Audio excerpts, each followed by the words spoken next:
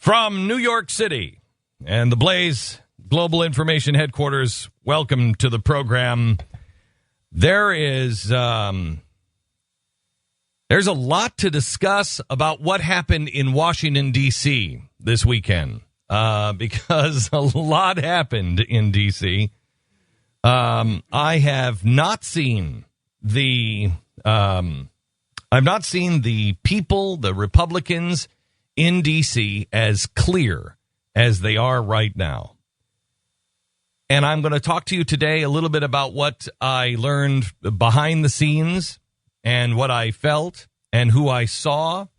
And I want to talk to you a little bit about the veterans that were absolutely stunning and remarkable and what I learned from them.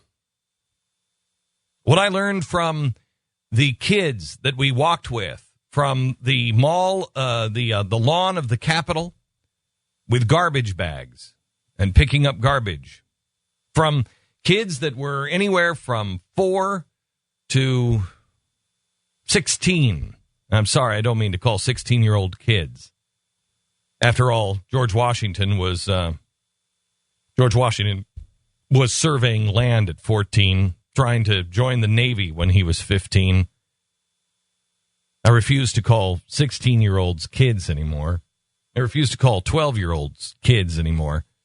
I mean, if you're old enough for a condom, you're old enough to know the truth about what's going on in the world. I met people who are thinking differently now.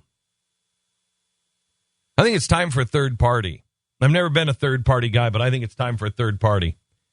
And the way to do that, the step in between that, is one more chance with the Republicans. And that is defund them. You call the Republican Party, you call your senator, you call your House of Representative, and you say, I am not going to send another dime. I want you to call Mitch McConnell's office. I want you to call John Cornyn's office.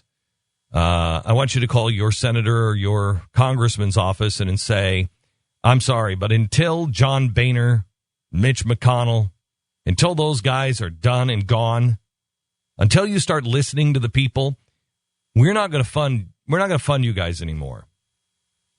And if you find another way to fund it, that's fine. May I make the recommendation of Freedom Works and the Senate Conservative Fund.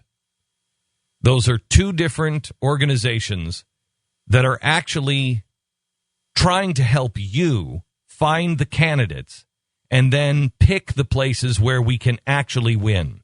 And there is one that we have to win. We have to get Mitch McConnell out of there. Mitch McConnell is a really bad guy. Really bad guy. When you know it's about time to start laying the cards down on the table, and we haven't on some of these guys. We have information on some of these guys that we have had for a long time, and I'm not into destroying people's lives. I don't want to destroy people's lives. And there's